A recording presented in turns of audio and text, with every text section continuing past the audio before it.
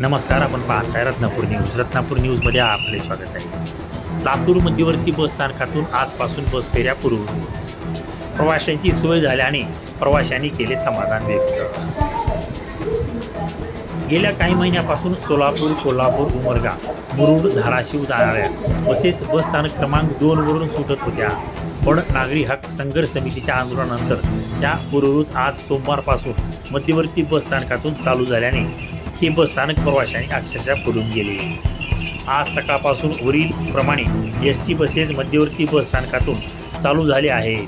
त्याबाबत नागरी हक्क संघर्ष समिती व प्रवाशाच्या वतीने एस.टी. प्रशासनाचे अधिकारी कर्मचारी यांचा बस स्थानकात एका कार्यक्रमात सत्कार करण्यात आला.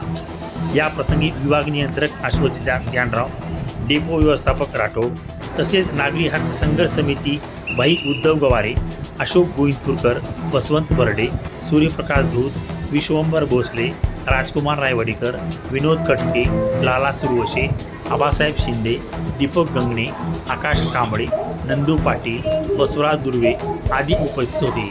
यावेळी लातूर विटा या बसला विभाग नियंत्रक यांनी श्रीफळ फोडून रवाना केली. रत्नापूर न्यूज, लातूर.